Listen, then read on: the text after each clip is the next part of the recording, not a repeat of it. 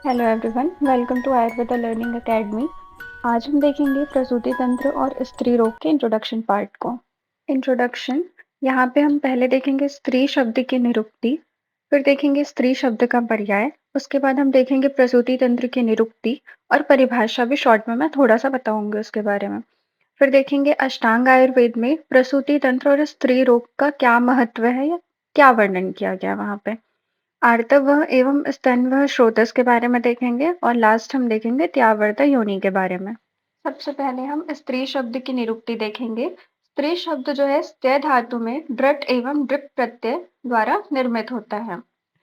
संचयते शुक्र शोणिते अस्याम सा स्त्री, अर्थात जो शुक्र एवं शोणित का संचय करे उसे स्त्री कहते हैं। अब हम स्त्री के पर्याय देखेंगे। बुक में तो वैसे बहुत सारे स्त्री के पर्याय का वर्णन किया गया है, पर यहाँ पे मैं जो आपको याद रह सके ऐसा थोड़ा कॉमन कॉमन बता रही हूँ। नारी, महिला, वधू, अबला, वनिता, योषित और वामा। अब हम देखेंगे प्रसूति तंत्र की निरुक्ति। प्रसूति तंत्र जो है वो दो शब्दों से मिलकर बना हुआ है। पहला जो है प्रसूति, दूसरा तंत्र।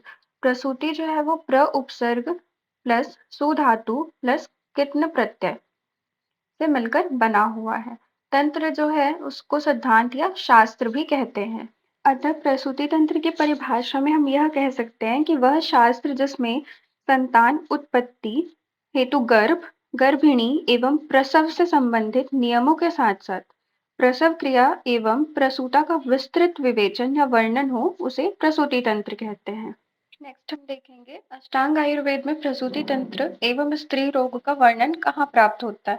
तो आचार्यों ने इसका स्वतंत्र वर्णन तो नहीं किया है, लेकिन कौमार्य भृत्य के अंतर इसका वर्णन प्राप्त होता है। नेक्स्ट हम देखेंगे स्रोतस के बारे में। स्त्री रोग और प्रसूति तंत्र में आपको दो मेन स्रोतस के बारे में बताया है। पहला तो आर्तव स्रोतस है, दूसरा स्तन्य स्रोतस है। आर्तव स्रोतस जो है वो दो होते हैं।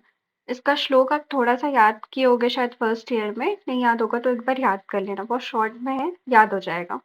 आर्तव वहे द्वय तर्यो मूलम गर्भाशय आर्तव वहिन्यस्य धमनय।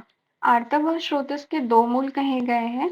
मूल का अर्थ होता है ओरिजिन, जहां से उनकी उत्पत्ति हुई है।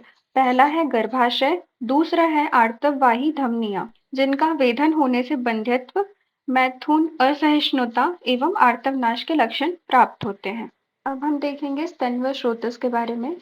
पुरुषों और स्त्रियों में कंपैरिजन अगर करेंगे हम, तो स्त्रियों में पुरुषों की अपेक्षा मतलब पुरुषों से 3 बहिर्मुख स्रोतस जो होते हैं वो ज़्यादा होते हैं।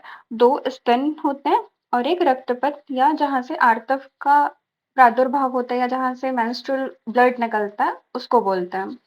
स्त्रीणां पराणि च त्रीणि द्वय स्तन्यो रधस्त्राद रक्तवहं च। अब हम देखेंगे त्यावर्ता योनि। त्यावर्ता इसे इसलिए कहते हैं क्योंकि इसमें 3 आवर्त जो होते हैं मतलब 3 लेयर्स होते हैं, इसलिए इसे त्यावर्ता योनि कहते हैं। इसका श्लोक है शंखनाभ्या आकृतिर योनि स्त्यावर्ता प्रकीर्तिता तस्या तृतीये त्वावर्तते गर्भाशय्या प्रतिष्ठिता। ये है सुश्रुत शारीर 4/6 मतलब 4th चैप्टर का 6th श्लोक। अर्थात योनि की आकृति जो होती है वो शंख नाभि के समान होती है। स्त्री योनि में 3 आवर्त होते हैं जैसे कि मैंने पहले ही बताया था आपको, और इसके तीसरे आवर्त में गर्भाशय स्थित होता है। Thank you for watching. Please subscribe Ayurveda Learning Academy and do share with your friends. Thank you.